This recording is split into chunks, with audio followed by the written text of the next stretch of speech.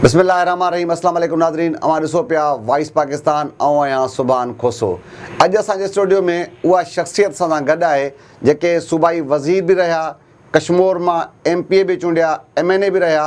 ऐं तव्हां असां ईअं चई सघूं था त कश्मीर में अपोज़िशन जो जेको किरदारु अदा कनि था उहा शख़्सियत आहिनि मीर ग़ालिब हुसैन ख़ान डोमकी साहिबु। डोमकी साहिबु, तव्हांजी वॾी महिरबानी, तव्हां टाइम ॾिनो। अॼु जे हिन प्रोग्राम में मीर साहिब सां सियासत तौरु कश्मीर जे मुख़्तलिफ़ मामलनि ते गुफ़्तगू कबी। शुरूआति कयूं था मीर साहिबु, सभ खां पहिरियां, छाकाणि त इलेक्शन जो सीज़न आहे, इलेक्शन जी तयारियूं ज़ोर शोर सां तव्हां बि कंदा हूंदव, त कश्मीर में हिन भेरे कहिड़ी पार्टी जे टिकट ते चूंड विढ़ंदो ऐं NA वारे जेको आहे त क़ौमी असेंबली वारी सीट ते चूंड पिया विढ़ो या सूबाई असेंबली वारी सीट ते? हिन महिल कहिड़े सीट ते असां इलेक्शन कॉन्टेस्ट कंदासीं क़ब्ल वक़्तु आहे, छो त असांजो जेको हिकिड़ो पैनल आहे, असां उन्हनि सां मशवरो करे लाहे अमल ठाहे पोइ बाक़ाइदा असां हिकिड़ो ऐलान कंदासीं ऐं इलेक्शन में ज़रूरु बीहंदासीं। पोइ उन में इन शइ खे मद्देनज़र रखी करे त नेशनल असेंबली में केरु वेंदो और सूबाई सीट ते केरु वेंदो, इन में सिर्फ़ु असां वटि जेको हाणे हिन महिल जेके तकबंदी थी आहे नई, जंहिंमें शिकारपुर जो बि तालको पूरो आयो आहे। हाणे हिन महीने जे 30 तारीख़ ते इलेक्शन कमीशन इस्लामाबाद फ़ैसिलो ॾींदी त छा तक जेके ठहिया आहिनि नवां उन ते इलेक्शन थींदी या इन में को चेंजिस इलेक्शन कमीशन जे तरफ़ खां ईंदी, छो त सभु जेके बि सियासी पार्टियूं या उन्हनि जा रहनुमा ज़िले शिकारपुर खां, जेकबाबाद ज़िले खां ऐं कंदकोट ऐं कश्मीर ज़िले खां सभु असां वियासीं उन में। त इन में इहो ईंदो फ़ैसिलो, त उन में इहो लाइ अमल ठाहींदासीं ऐं उन्हनि में पैनल ठाहींदासीं। पोइ उन पैनल जे मुताबिक़ असां ॾिसंदासीं त कहिड़ी शख़्सियत सियासी NA ते वञे थी ऐं हेठि MPA ते वञे थी। सही। अच्छा मीर साहिबु, हिकु मार्केट में ॻाल्हियूं गर्दिश कनि थियूं त जेको आहे त पाकिस्तान पीपुल्स पार्टी जी क़यादत या मक़ामी सतह ते जेके हाजी अब्दुल खोसो साहिबु आहिनि, मज़ारी साहिबु आहिनि, उन्हनि जी इहा ख़्वाहिश आहे, कोशिशि आहे त तव्हांखे कंहिं न कंहिं तरीक़े सां ठाहे वठनि, छाकाणि त हाणे उनजे मदे मुक़ाबिले कश्मीर में तव्हां ई आहियो। हुनजी इहा ख़्वाहिश आहे त तव्हांखे ठाहे करे जेको बि हुनजो उम्मीदवारु अचे उहो बिना मुक़ाबले थी सघे। छा इन्हनि ॻाल्हियुनि में का सदाकत आहे? अहिड़ी ॻाल्हि मां त न ॿुधी आहे, बाक़ी हाणे सियासत आहे, उन में ॻाल्हियूं हर को कंदो बि आहे ऐं पोइ ॻाल्हियूं कुझु ठहंदियूं बि आहिनि पॉलिटिकली और न बि ठहंदियूं आहिनि। पर हिन महिल ताईं न असां कंहिं धुर सां राब्तो कयो आहे, न ॿिए कंहिं असां सां राब्तो कयो आहे। इहो सियासत आहे, इन में अॻिते ॾिसजे त केरु कंहिं सां ठहे थो, केरु कंहिं सां नथो ठहे। बाक़ी अगरि मां सोचां या ॿिया सियासी रहनुमा सोचनि, मां पंहिंजे डिस्ट्रिक्ट जी ॻाल्हि थो करां, कंदकोट कश्मीर जी, त हर को आज़ादु उमेदवारु वेंदो, ईअं मुंहिंजे ख़्याल में तमामु मुश्किल आहे, छो त असां वटि 3 सूबाई तक आहिनि, हिकु नेशनल असेंबली जी, क़ौमी असेंबली जी सीट आहे। बिल्कुलु। त हुन में मुक़ाबला ई थींदा। बाक़ी को अगरि ईअं सोचे थो त असां इनखे ठाहे वठंदासीं या कंहिं तरीक़े सां असां आज़ादु उमेदवार थियूं, उहे पॉलिटिकली ॻाल्हियूं आहिनि वॾियूं। ईअं न आहे जो को आराम सां वञी वेहंदो और पंहिंजो ग्राउंड ख़ाली छॾींदो। सही, ईअं न थींदो। इलेक्शन कॉन्टेस्ट कबी और सभु कंदा। सही सर। अच्छा मीर साहिबु, हिकिड़ी ॻाल्हियूं इहे मार्केट में हलनि थियूं, जेको तव्हांजो माना मेन इत्तेहादी आहे सरदार शमशेर ख़ान मज़ारी साहिबु, ज़रिया ॿुधाइनि था त छाकाणि त हिननि जा जेके पाण में मज़ारी साहिब जो हिकिड़ो ग्रुप उॾण, सरदार सलीम साहिब जो ग्रुप हिकिड़ो उॾण रुझान वारे पासे बि आहे, उहो ऑलरेडी नून लीग में आहिनि, हिननि जो जेको भाउ हुयो उहो बि नून लीग में हो। ज़रिया ॿुधाइनि था नून लीग हुननि खे नथी छॾे त भई तव्हां बि असां सां गॾु हुजो, ऐं पाण में किन मामलात हुननि जूं ॻाल्हियूं हलनि थियूं। अगरि सुभाणे हू पाण में ठही था वञनि त पोइ तव्हांजे हितां जो छा थींदो? न, ईअं न आहे। नून लीग में त ख़ैर अञा ताईं कंहिं बि ऐलान न कयो आहे।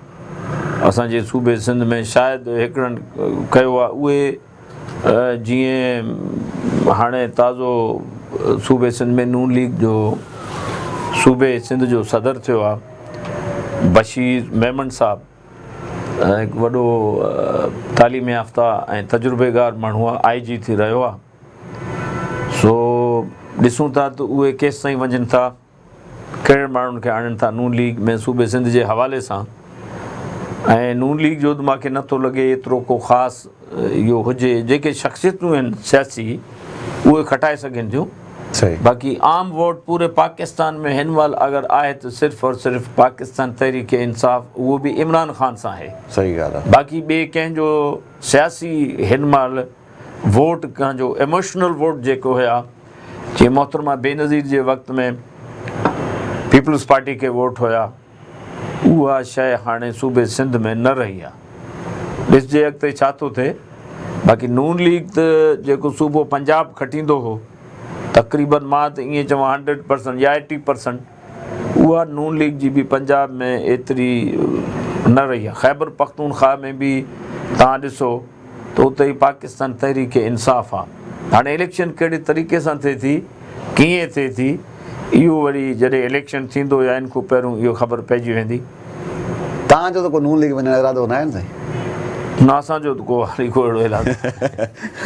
अच्छा मीर साहिबु, थोरो हाणे माज़ी वारे पासे बि थोरो रुख़ था कयूं। मज़ारी साहिब सां तव्हांजो हिकिड़ो माना वॾनि खां वठी हिकिड़ो सिलसिलो रहियो अपोज़िशन वारो सियासत जे हवाले सां। वरी कुझु वक़्तु अहिड़ो आयो तव्हां मज़ारी साहिबु पाण में इतिहादी थियो, माना उहो वरी इतिहाद तकड़ में टुटी बि वियो। इहा बेवफ़ाई तव्हां कई या मज़ारी साहिबु कई साईं? वॾो इंट्रस्टिंग सवाल कयो आहे, दिलचस्प तव्हां। बेवफ़ा केरु आहे या केरु न आहे, उहो त तव्हां सरदार सलीम जान ख़ान खां पुछो। पर मां ॻाल्हाईंदो आहियां सही ऐं सिधो ऐं सच। इन ॻाल्हि में मां कुझु बि ॻाल्हाए सघां थो। हिन महिल मीडिया आहे और काफ़ी माण्हू उनखे ॾिसंदा बि सही। उनमें असां सरदार सलीम जान जी मदद कई ज़िले जे नाज़मी में।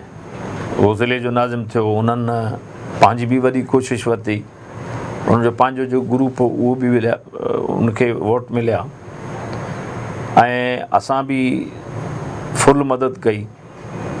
उहो नाज़िम थी वियो ऐं बाद में वरी बाई इलेक्शन जॾहिं थी नेशनल असेंबली जी, उनमें उन्हनि मुंहिंजी मदद कई ऐं असां बि नेशनल असेंबली जी सीट खटीसीं, कामयाबु थियासीं। होॾूं सरदार सलीम जान मज़ारी कामयाबु थियो, हिक ॿिए जी सपोर्ट में असां कामयाबु थियासीं। सही ॻाल्हि आहे। सो उनमें काफ़ी अहिड़ा दोस्त हिन महिल जेके आहिनि, उहे नाराज़ बि थिया सरदार सलीम जान खां या असां खां, घणे भाङे सरदार सलीम जान खां, त तव्हां डुमकी साहिब सां इतिहाद छो कयो। सो उनमें वफ़ा या बेवफ़ा केरु थियो, उहो चवंदा आहिनि त जिनखे वरी कुझु माल पाणी घणो अची वेंदो आहे त पोइ उनजूं अखियूं हिते न रहंदियूं आहिनि, उहे टिकण ते ईंदियूं आहिनि मथे ते। असां फ़ुक़राई लॾे जा माण्हू, माशाअल्लाह, उहो त दुनिया खे ख़बर आहे कंहिं वटि केतिरो पैसो आहे केतिरो न आहे। हक़ लाल जी खाइजे त बहितर आहे, बाक़ी हर कंहिंजी मर्ज़ी। वफ़ादारी असां त पंहिंजी पूरी निभाई ऐं ज़बान ते निभाई, न कंहिंखे कसम ॾिनोसीं, न कसम खयोंसीं। सही। पोइ उन्हनि वरी वधीक पाण उनखां तव्हां कॾहिं पुछो उहे छा था चवनि। सही आहे। अच्छा मीर साहिबु, माना कश्मीर जे कुझु माण्हुनि जी इहा राय आहे त मीर ग़ालिब हुसैन खां डोमकी, छाकाणि तव्हांजो जेको मां इंट्रो में चयो तव्हां कश्मीर जी अपोज़िशन जा अॻुवान आहियो, जीअं ग़ालिब ख़ान खे अपोज़िशन जो किरदारु अदा करणु घुरिजे, ग़ालिब ख़ान उहो किरदारु अदा न पियो करे। छा हिन ॻाल्हि में केतिरी सदाकत आहे? तव्हांजो छा मौक़िफ़ आहे? हाणे अगरि असां हिन महिल जेकी सिचुएशन आहे, पॉलिटिकली करंट सिचुएशन जेके असांजे मुल्क में आहे, वाक़ई असां एतिरो नथा करूं या न करे सघूं था त उन ते मां वधीक न ॻाल्हाईंदुसि। माण्हू इन ॻाल्हि खे सम्झे सां, छो त मां हिन महिल पाकिस्तान तहरीक इंसाफ़ सां मुंसलिक आहियां ऐं मां डिवीज़न लाड़काने जो तहरीक इंसाफ़ जो प्रेसिडेंट बि रहियो आहियां और इस्तीफ़ा बि मां पंहिंजे मर्ज़ी सां ॾिनी और इनमें काफ़ी विया, असांखे का दबा न हुई। सही, अल्हम्दुलिल्लाह। न हाणे ताईं मूंखे पर्सनली कंहिंजी का दबा आहे, इहो अलाह गवाह आहे। कोई इनखे मने या न मने उहो उन्हनि जी मर्ज़ी, सही, लेकिन मूंखे को प्रेशर कंहिंजो बि न आहे और बिल्कुलु न आहे। सो इहा ॻाल्हि उन्हनि जी सही आहे, लेकिन कुझु मजबूरियूं, कुझु हालात, कुझु सियासी सिचुएशन हिन महिल जेके हले थी मुल्क में, उनखे ॾिसी करे वाक़ई असां थोरो पाण डरो थिया आहियूं। पर हाणे जॾहिं इलेक्शन ईंदी त उन में बाक़ाइदा हिसो वठिबो फुल, छो त इन में मां हिकिड़ो माण्हू आहे डिस्ट्रिक्ट में ऑपोज़िशन में, सरदार सलीम जान मज़ारी हुजे, हाजी अब्दुर्रऊफ़ कोसो हुजे, सरदार मीर आबिद ख़ान सुंदराणी हुजे, सरदार महबूब ख़ान बिजाराणी, उनजो सॻो सौटु मीर शबीर अली ख़ान जेको हाणे सूबाई वज़ीर बि रहियो, सो हेॾूं जखराणी सरदार, होॾूं चाचड़ जेके असगर ख़ान सां मुंसलिक आहिनि, और इहे जेकी बि क़ौमूं आहिनि इहे सभु हिन महिल ताईं मुंहिंजे मुख़ालिफ़ आहिनि, जेके बि सरदार आहिनि। मां हिकु माण्हू उन्हनि खे फेस थो कयां, सिर्फ़ु बंगवार क़ौम जे सरदार अहमद अली ख़ान बंगवार मां सां वॾो निभायो, हिन महिल बि उहो मां सां गॾु आहे। बाक़ी हाणे क़ौमनि में कुझु ईंदा आहिनि, कुझु वेंदा आहिनि, ईअं बि आहे, हर जा हथ सिर्फ़ु असां वटि न आहे। सही आहे। अच्छा मीर साहिबु, मज़ारी साहिब जी जेका दावा आहे त भई तव्हांजे बिरादरी मां हुन खोड़ वॾो जेको तव्हांजो हल्को अहबाब आहे उहो टोड़े पंहिंजा उहे हिमायती पैदा कया आहिनि, तव्हां बि उनजे जेको माना हल्को अहबाब आहे उन मां का टोड़ कई आहे? असां अॻे बि टोड़ कई आहे ऐं हाणे बि टोड़ कई आहे, ऐं इलेक्शन में इहो ख़बरां पवंदियूं त असां केतिरी टोड़ कई आहे, छो त हिन महिल जेकी सियासी हालात आहिनि इंतिज़ामिया सां अञा उहे ई माण्हू लाॻापा मतिलबु पोस्टिंग्स ते आहिनि, पुलिस जे हवाले सां या रेवेन्यू जे पंहिंजो हवाले सां। बिल्कुलु ईअं, हा। सो इन लाइ जेके माण्हू हिकिड़ा आहिनि उहे इनडायरेक्ट वे में असां ॾे अची विया, ऐं इनशा अल्लाह जॾहिं इलेक्शन थींदी त बाक़ाइदा उहे ज़ाहिर थींदा। असां बि उन्हनि जा वाक़ई घणा टोड़िया आहिनि।